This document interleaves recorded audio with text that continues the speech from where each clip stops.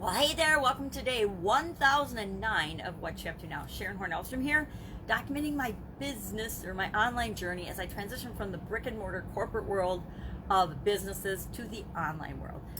Some big, some small, corporate, mostly big companies work for, and actually huge companies, some of the biggest, best companies in the entire universe, or in I guess the world. We're just talking the world. The universe is a bit of an overstatement.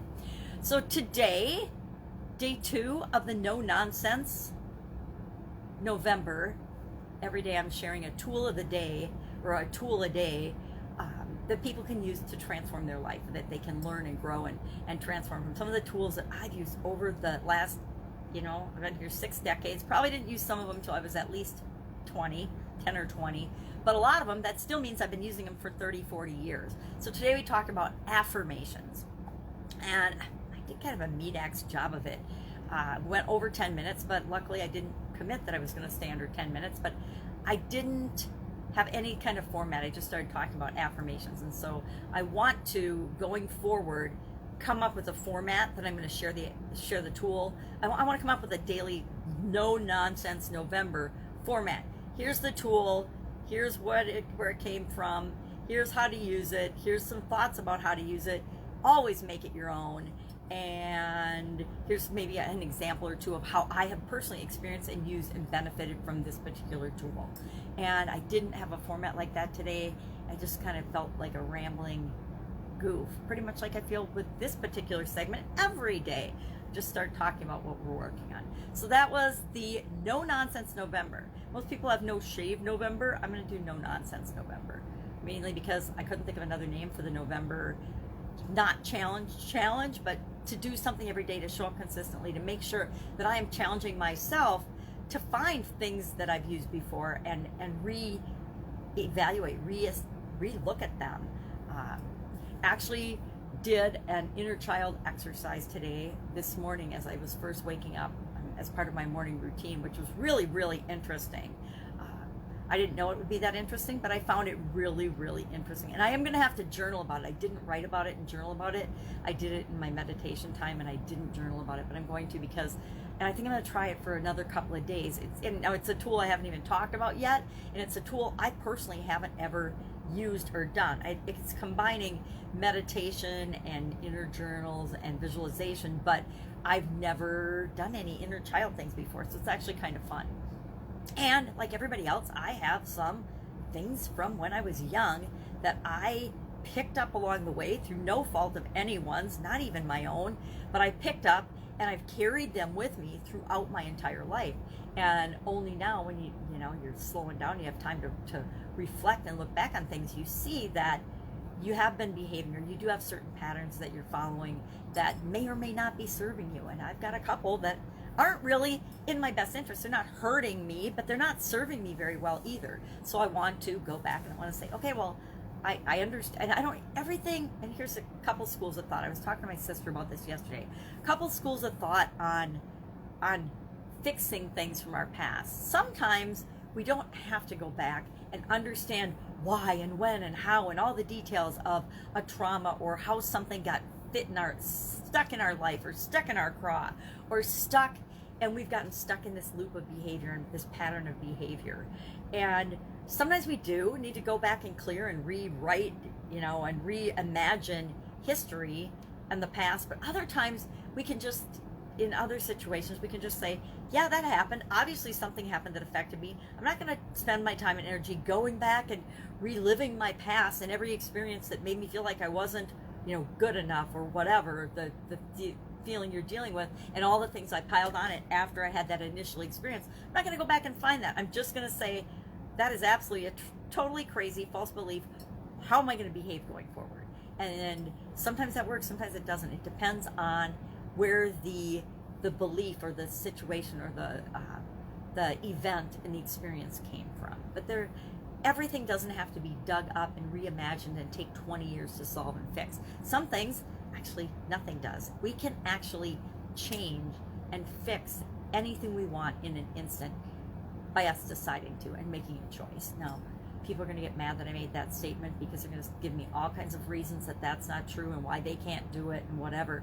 But the truth is, and the fact is, our lives can change in an instant, either for the good or the bad, and that's actually entirely up to us. So, no nonsense November. Affirmations today. Fun challenge today was about when somebody blames you unfairly for something. So I call it blaming fun. Have you ever been blamed or accused of doing something that you positively absolutely did not do? Maybe somebody accuses you of saying something or talking behind their back or making something up or starting a rumor or eating the last cupcake, or it could be anything. But have you ever been blamed for something that you absolutely didn't do? That was our fun challenge today, which is, I don't think there's a person on the planet that hasn't been blamed for something or accused of something unfairly, or that they absolutely positively didn't have anything to do with. And then our idiom today was go bananas. Go bananas. Actually, that was a cheer in high school, wasn't it? Go bananas, go bananas. I knew that sounded familiar. Means to get excited, go crazy, either in a positive or negative way about something. And how does that impact us, our business, or our life? I actually think I did the shortest live on my personal page idiom sharing ever today with Go Bananas. I think it was under 2 minutes. I don't think I've ever done one that short. But then I got to thinking, all of my stuff should probably be pared down to about 1/4 of the length that it is. And if I add structure to it, maybe that will make that possible. But I want to make it a positive, good structure that makes me feel good about sharing it, not just the old way we learned how to write papers, or the old way that people teach you how to do content. Okay, tell them what you're going to tell them, then tell them it, then tell them again what you told them. I think that I understand if we're teaching a concept or a material or something we really want people to remember and learn, that's awesome. That's a great way to do it. But otherwise, it feels so inauthentic, and it makes me feel stupid when I feel like someone's repeating their same information 3 times in a 2-minute video. It just seems ridiculous and redundant. And if more people retain it because of that, well, more power to the person that's delivering it that way. But I'm going to choose to not deliver it that way and talk to people that are smarter. Maybe that's what I'm thinking. I don't know. I just think we so often dumb things down for people, and that comes from a place of assuming that they're not smart enough to think for themselves and figure it out and understand the things that we're saying and doing and sharing. And I find that really insulting. I mean, it works great for marketing if you're selling people stuff. If you're just teaching people things and sharing information and content, I think that should come in a different format than the way we feed people marketing and manipulative information. Now, isn't it interesting that I'm combining marketing and manipulation in the same sentence? Marketing is just education about what's available. Sales, I guess I'm thinking of more sales as being and sales tactics and strategies as being manipulative. They don't have to be, but they often are. And I think you get away from that by actually matching what you have to offer with the people that it's really for, to serve. If you're throwing it out to everybody, I think that's when sales becomes sleazy and it's not marketing. It's just, throwing spaghetti against the wall and seeing what sticks. Never done that. I don't think I'll ever do that. It might make a fun challenge, though. We could do a spaghetti against the wall challenge. I wonder how many people would actually do that. I bet 1 million people would actually do that, especially if there was a good prize for the best spaghetti against the wall sharing. I don't even know what made me think of that. How ridiculous.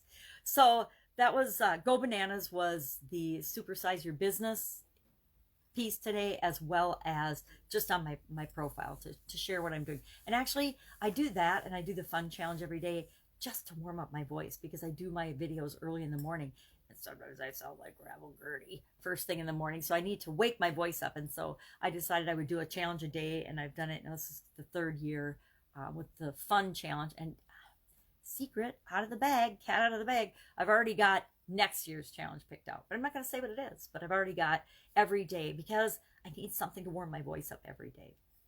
So I'm working ahead. And people are probably saying, okay, oh my God, why are you showing up every day? Who the heck listens to you or watches you or wants to hear you talk about what you're doing in your business every day? Probably not very many people, but there also are people that will pop in and they'll hear this video and it'll be the first one that they hear, and they'll be like, okay, maybe I can learn something from somebody that's been in business for 47 years. Maybe I can save myself some time and energy by not doing all the stupid things that she's done.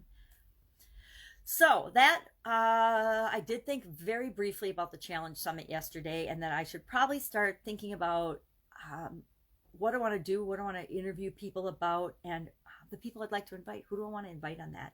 I'd love to know who you would like to hear from with respect to challenges. Do you want to hear from people that have overcome challenges, or do you want to hear from people that are using challenges to reach more people? What do you want to hear? What do you want to do? What do you want to know?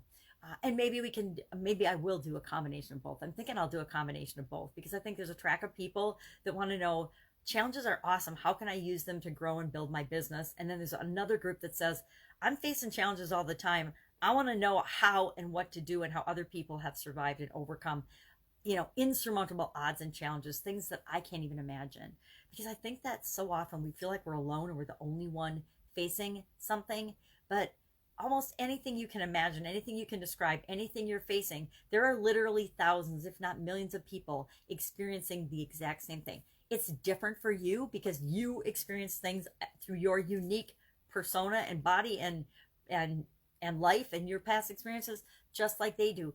But it doesn't mean there aren't similarities. So instead of focusing on what's different, if we focus on what's similar and what we can learn from other people, we can really shortcut the process of anything we want to do, be, or have. That's it. That's all I've got today. It's an awesome Monday. I love Mondays. I don't know about other people, but Monday is one of my favorite days of the week. Actually, I like all 7 days. I'm pretty excited every day that I wake up. But I absolutely, positively love Mondays. I think they're awesome. So have a fantastic day. If I can help you in any way, ask in the comments below. Otherwise, I'll be back tomorrow with day 1010 of documenting my business journey, my offline to online transition and journey. Take care.